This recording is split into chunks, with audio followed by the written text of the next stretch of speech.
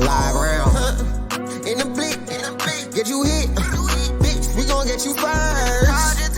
Don't get caught up in the mix. Better watch out for that blitz. Can't deny that I'm lit. You can't deny that I'm lit. Can't deny that I'm lit. Gotta ride with the blick. Fuck watching for the option. Be the cops to get you hit. I just right up off the porch. Mama said stay up out the mix. Niggas up when I was broke. They left me down on my dick.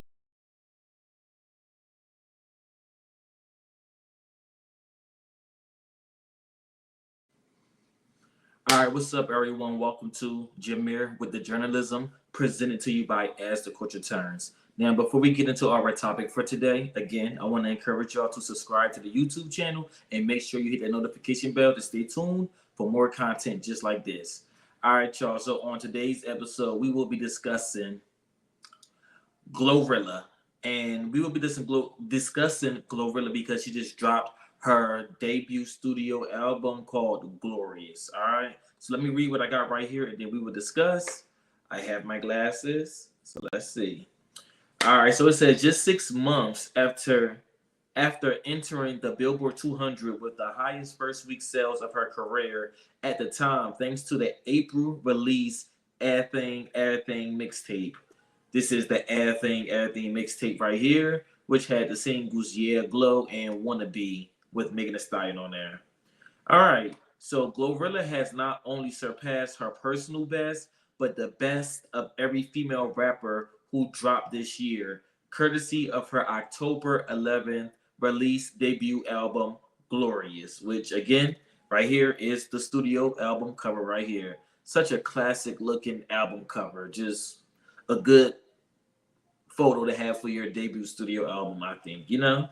All right, so again, I showed the album cover. So this album, Glorious, has accumulated the highest first week sales of any album released by a female rapper in 2024. Billboard reports that the project, featuring singles TGIF and Hold On and more, sold 69,000 equivalent album units within its first week of release, landing at number 5 on the Billboard 200. This marks Glorilla's first project to land in the top 10.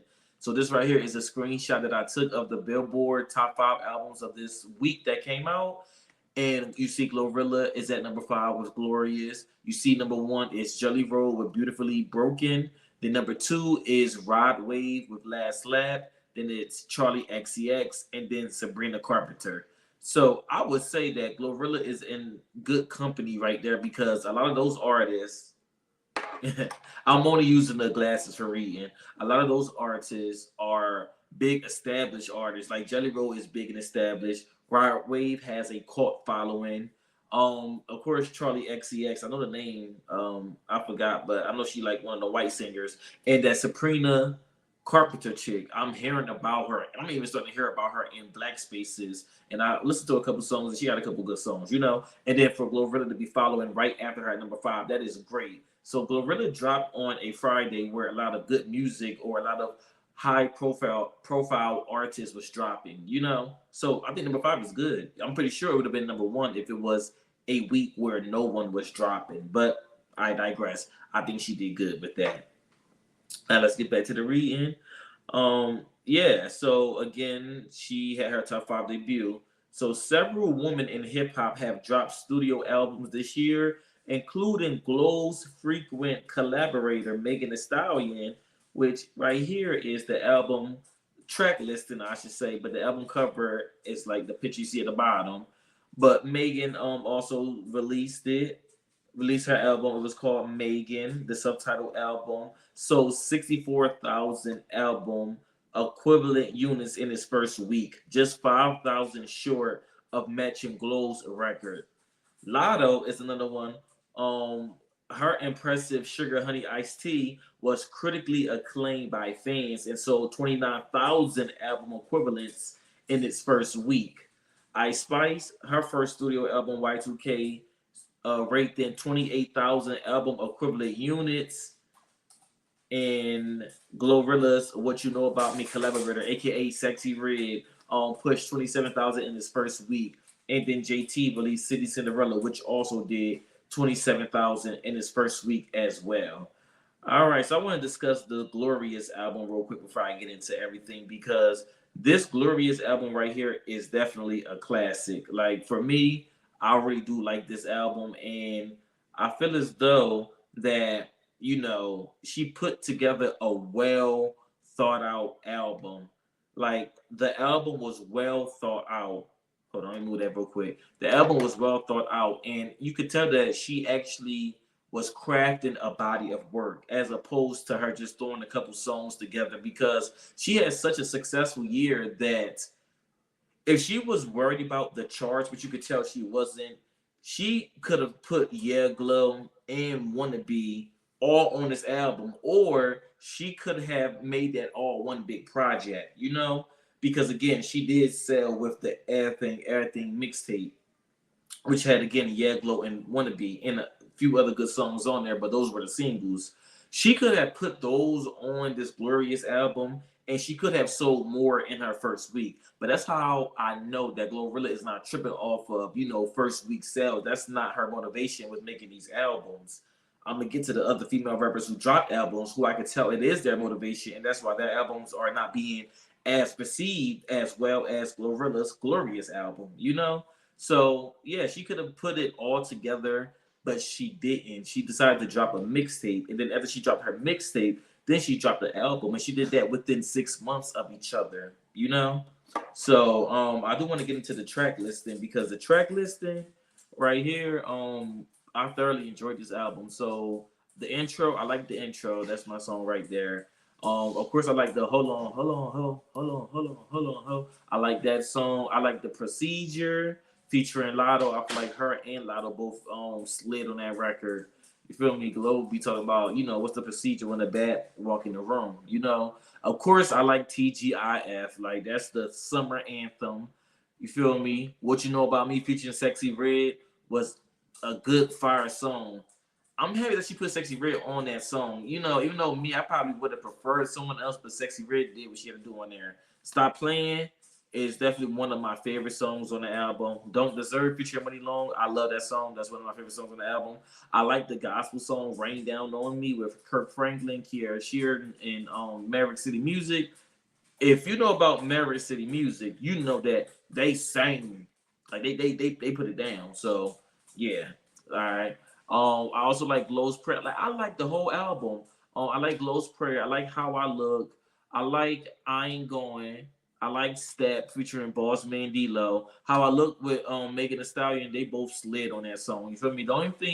My only critique with that song is that I wish it was a little bit longer. I wish they would have each had like one more verse on there each, but I digress. They slid on that song. And I love Let Her Cook. I love Let Her Cook. And I like Love Her and the Queen of Memphis. I like those as well. They're not those two are not my favorite, but like, I understand the songs or whatever. So yeah, I pretty much like the whole album. My favorite song on the album, if I had to choose my favorite song on the album, it'd probably be Stop Playing with That Girl or How I Look. Matter of fact, it'd either be Stop Playing with That Girl or Let Her Cook. It's between those two songs. That's my favorite on the album. But I feel like she put together a well put together project. Now, I do want to show some highlights, because with the release of the album, which shows how her singles are currently doing. I'm someone that follow this type of stuff, so bear with me. So TGIF, which was the lead single from this Glorious album, had reached a new peak position on the Billboard Hot 100 at 22. So you can see last week the song was at 32, and the highest peak position a song had reached prior to today was at number 28. It tied with Yeah Glow. So this is her highest charting solo single that she has on Billboard Hot 100. So that's a good thing right there. Next, What You Know About Me featuring Sexy Red debuted at number 31 this week on the Billboard Hot 100. That's a good debut position. So it debuted at number 31. It could only go higher, or it did, but either way, so far its peak position is at number 31, and that is pretty good for a song, especially in today's collective of music that's being released. It's a lot of music that was released this week, you know, so that was pretty good. Next we have Hold On. Now Hold On was at number 85 last week. Hold On, of course, the streets love it. I like it, and it wasn't. It's a good song, but it wasn't performing as well as the other songs on the charts. You see, last week it was at number 85 on the charts, and I feel like that was like its peak position prior to this week, which it jumped up to number 48 because of the album release. You know, so now Hold On is a top 50 hit, I would say, and How I Look with Megan Thee Stallion, which wasn't released as an official single. Let's make that clear. This is not an official single yet, but it debuted at number 90 on the Billboard Hot 100 charts. And then I know that that song with T-Pain, I Love Her, debuted at number 92 on the Billboard Hot 100 charts. So that was about a good 4 songs that debuted on the chart with her album. So I think that's pretty solid. Now I want to get to some of the comments because, of course, people in the comments had a lot to say about the album or in general about maybe her competition. Like this comment right here, it says, Roc Nation spent all those resources for Megan to take on Nicki Minaj when her real opponent was on stage with her opening her tour. All right, so I want to correct that real quick because, okay, I can't confirm or deny what Roc Nation is doing when it comes to Megan Thee Stallion and Nicki Minaj. However, I don't like how these barbs in these comments, and I don't know if that was a barb, but you know, I've seen a lot of the comments, and I see a lot of the barbs in there are comparing Glorilla to Nicki Minaj. They are saying things such as they're happy that they grew up listening to Nicki Minaj, and basically dissing these new era of rap girls.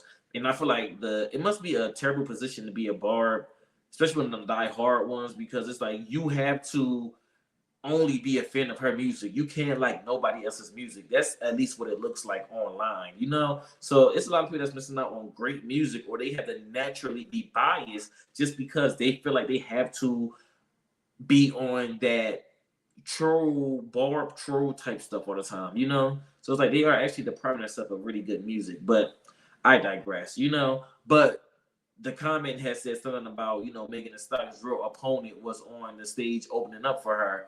Wrong. I don't think, at least as of now, I don't think that they are competing against each other. I think they are both again, and Megan Thee Stallion is on the album, so I'm pretty sure it's not an issue. She's on the album. She got another placement on Billboard Hot 100 because of the How I Look song. So at least as of now, I don't think it's no competition. I'm pretty sure it shouldn't be any. It's enough room for both of them to eat. They both sold 60,000+ copies. One just happened to sell more. And I agree with Glorilla selling more because I feel like Glorilla is putting out better music than Megan Thee Stallion. And I would dig deeper into that. Let me get to the next comment. Next comment, it says, the opener outselling the headliner go crazy. Again, and look at the name, Paige with the X, Minaj, another barb. This person can't tell me that they're not a barb. What was the last person's name? All right. Next, it says, the way Sexy Red and Glorilla came through and knocked Cardi and Megan out the way is hilarious. Listen, I agree to a certain extent. I do feel as though that Megan Thee Stallion is still competing. I don't think Sexy Red necessarily knocked Megan Thee Stallion out the way or Cardi B. I do feel like she is in contention, you know, and you know, a good contender. She's sticking around longer than I thought she should have stuck around. But hey, it's to the point now where hell, I even like Sexy Red now, you know. But Glorilla definitely did make a splash. She is definitely top 3 or top 5 for sure. She's definitely in the top 5 female rappers, and that's top 3, not including Nicki Minaj right now. You know, she's definitely up there for sure, and the numbers tell it. Next, it says, baby Megan and Glorilla came in and took over the entire year. And I agree with that. I prefer that. Oops, sorry. Hold on. Oh my gosh. Hold on. Sorry. All right, yeah. So I agree with that 100% right there. My computer was freezing. What the heck? Come on. Yeah, so yeah, I agree with that right there. They both came over and they took over the year. I don't think they need to make it a competition thing, but those are the Nicki Minaj fans that's doing that. The other people fans are not doing that, you know? So I don't really get that. But before I get to Megan Thee Stallion's album, my critique on the album, because I actually did listen to Megan Thee Stallion's album, and then I will also be reviewing the album she's going to drop this Friday. So this Friday, I will review Megan Act 2. Then I will put that out after it drops for sure. Okay, so yeah, pretty much I want to show y'all this real quick because again I mentioned a bunch of other female rap albums such as Lotto's Sugar Honey Iced Tea album, which again is critically acclaimed. So I went looking through the Billboard top 200 charts to see which female rap albums were still on the charts, and Sugar Honey Iced Tea by Lotto is on the charts at number 99. Last week it was at 115, so it actually grew. And I think that is because of the single Brokey that is doing good, a rival hit. But the peak position was at number 15, and it's been on the charts for 10 weeks already. So again, for 10 weeks, even though she sold about 28,000 or 29,000 her first week, by this time she definitely sold at least $100,000 of copies of that album by now. She had to by now, so she's at number 99 right now. And the only other one I saw other than the album Glorilla just dropped is Glorilla's mixtape Everything, which has been on the charts for 28 weeks. It peaked at number 18, and last week it was at 137, and this week it is at 129. So again, this right here is still on the charts for 28 weeks. And Everything, and her other album, take it off the screen. Anyway, her EP, Anyways, Life's Great, already sold 400,000 copies. It's 100,000 copies shy of being a gold selling EP. And that's just her EP. Then Everything, which is the mixtape, I'm pretty sure is on pace to sell the same amount, if not more, than Anyways Life's Great. I looked online, I couldn't get any numbers for it right now, but I'm pretty sure they'll come out soon or down the line. And and then now we have Glorious, which sold 69,000 copies in its first week. So I want to get to Megan Thee Stallion because again, a lot of people are kind of comparing Glorilla to Megan Thee Stallion right now, and a lot of people are comparing the two because again they went on tour together. Megan Thee Stallion did her Hot Girl Summer tour, and Glorilla was the opening act. I feel like that was a smart choice for Megan to put Glorilla as the opening act on there. Like why not? You feel me? Have another rapper that's doing their thing instead of getting washed up people like Bia to open up for you. That was a Nicki Minaj shot. She gets Bia to open up for it, and she could have gotten JT, but I'll make my way around to that for sure. Okay, so Megan Thee Stallion did put out her album called Megan, and I'm giving a late review right now, but the Megan album was okay. It wasn't anything that was like a major replay value. I'm gonna go down the track list right now. So of course, Hiss was a good song, and then I'm gonna break down the singles and everything as well. Okay, so Hiss was a good song. Obviously, it debuted at number 1 on the Billboard Hot 100. That was the Nicki Minaj diss track, and that had the infamous line of Megan's Law or whatever in there. So that was a good song. So I like that song. Rattle, believe it or not, Rattle, I don't know if y'all heard the song. Rattle is actually a good song. And this is what I think she should have done. So with the song Rattle, when Megan Thee Stallion, let me take up the screen real quick. When Megan Thee Stallion dropped Hiss, shortly after Nicki Minaj had dropped Bigfoot. Now, Rattle is another diss track towards Nicki Minaj, especially if you really listen to the lyrics, So right after she dropped Hiss, she should have dropped Rattle. That way she could have kept up the momentum of the album. She took direct shots at Nicki Minaj in that song. Specifically, she took direct shots. She said something like, damn girl, it's been 4 years. Where about your men and your kids? Your life must be boring as F if you're still reminiscing about stuff that we did. Then she also said, ain't got no T on me. This think she TMZ. And then Nicki Minaj was saying she had T on her and everything. So if you listen to the song, she took clear shots at Nicki Minaj on that, and that's what she should have released as a single. I feel like this album didn't do good because of the singles that she picked. Megan Thee Stallion know how to pick her singles right. All right, let me go through it. So Figaro, I thought was a good song. I didn't hate Figaro. Figaro was a good song. That could have been a single. That should have been a single. Where Them Girls That was also a good song. That should have been a single. That could have been a single. Broker's Heart was a good song. It was cool. I feel like she was spitting in it. You know, like I like the song.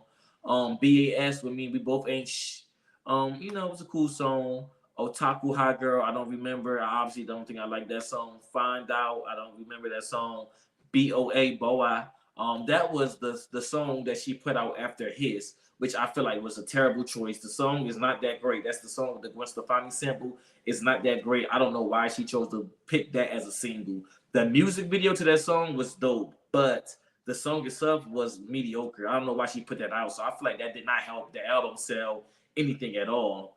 Mamushi, what I would say about Mamushi, I feel like Mamushi is a very catchy song, and if she was going to put out a song like that, like she shouldn't have put out the Boa song. She shouldn't have put that song out. She should have put Mamushi out instead of the Boa song. That's what she should have done. You know, if she was going to go in that direction, it's a mainstream. You going a little bit into K-pop. I get it. I get the reason why she did the song. But it ain't nothing that I'm gonna be bumping all the time. Accent. The thing is, Accent got Glorilla on there, and I'm gonna say this. I wasn't the biggest fan of that song. I thought I was gonna like Accent. I thought that Accent was gonna be the song. I know that when that album came out, that's the first song I went to go listen to, and I wasn't that impressed with the song. It's not really memorable. All I remember is they saying talking about them being thicker than their accent. Other than that, I don't remember Glorilla's verse or Megan Thee Stallion's verse, if I'm being very honest. So and I feel like that Megan Thee Stallion needs to get with like Glorilla's production team, or she need to get like some type of new production going on, because I feel like when she features on Glorilla stuff, it sounds way better than when she does her own stuff. But I digress. And to go through the rest of this track list, because I really don't care. Paper. Yeah, the rest of the album I really don't care about. I don't care to spend too much. In Cobra, I don't think Cobra should have been the lead single. Like Cobra shouldn't even have been a single, if we're being very honest. But I digress. So I say all that to say that the album was very mid. She had a couple good songs, and I feel like she put all the best songs in the beginning. His, Rattle, Figaro, and Where Them Girls At. And yeah, them four are the songs that they're the only four songs that I really like on that album. I don't really care for the other songs on the album, if I'm being very honest. And I say all that to say that because Megan Thee Stallion is now coming out with a Megan Act 2 that's going to be dropping this Friday, I will make sure that I review this album. So the first thing I want to say is that the album cover is hideous. It's hideous. It looked cheap. It looked like I could have made this right here. Like what's going on? Act 2. Why you're a butterfly now? And in the first one, you're like a snake coming out of his eggshell. So why not just continue to go with the snake theme? I just feel like Megan Thee Stallion is all over the place when it comes to this particular album or this rollout. She's all over the place. She don't really know. She's just trying to throw things against the wall and make it stick. And some things are sticking and some things are not. That Mamushi song, I guess that's something that's sticking. But Megan Thee Stallion, I need you to get back into your Tina Snow bag. You need to get back to that rap. Like, okay, you got your commercial songs and all that stuff. That's good. But the album did not sustain any longevity. You're already putting out another album. You put out that album in June. July, August, September, October is 4 months later, and you're putting out another album. So hopefully on this album, you get back to your formula on whatever that is, because out of all of Megan Thee Stallion's albums, my favorite album of hers is Traumazine. So whatever you did on Traumazine, you need to do on this Megan Act 2. Because right now, I don't feel like you're going to beat Glorilla's record, and unless you come in sending shots and you just come in unfiltered and you just, talking your then I'm ready for this album, this part 2 or whatever.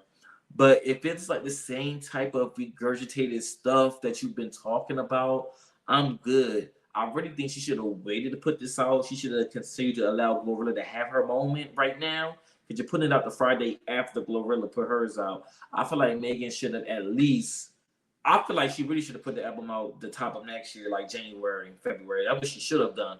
But if you was going to do that, you should have at least waited to like November. That's what I think. But all in all, that is my review of the Glorilla album, and in comparison to her with Megan Thee Stallion and all of the other people and everything, I would say that I would actually give Glorilla almost like a 10 out of 10. I feel like this is a classic album. Like, I really like this whole album. I would definitely give it a 10 out of 10, maybe a 9 out of 10, just because, the last two songs are not like my favorite favorites, but they cool. So like a 9, 10 out of 10. I feel like this is a classic album, a good album, a good start. I feel like Glorilla can eventually, if she stay in her bag with the things she's been doing and don't go back to that cha-cha-cha stuff that she was doing, because she had her little flop era where she wasn't putting out good music, but she continues to stay in her bag. I feel like she can eventually become the number one current rap chick. She could be up there in competition with Megan Thee Stallion and Cardi B. The only album we're waiting on now is the Cardi B album, and I do feel like Cardi B can do closer numbers to Nicki Minaj if she just stopped overthinking and just dropped the damn music. I don't know when we will get a Cardi B album. We were supposed to get it this year. This year is almost over. So unless she dropped it in November, December, we don't know what's going on with that. But other than that, that's all my thoughts on there. Yeah, that's all my thoughts on today's episode. And again, I will be reviewing Megan Thee Stallion's album this upcoming weekend for sure. I will be reviewing. Okay. So other than that, I want to let you all know that this has been Jameer with the journalism, and y'all know I do my research. So make sure that y'all follow us on Instagram at As The Culture Turns. You can like me on Facebook at As The Culture Turns. And you can also follow me personally on Instagram at Jameer with 3 underscores. And again, make sure you hit that notification bell and hit that subscribe button to stay tuned for more content just like this.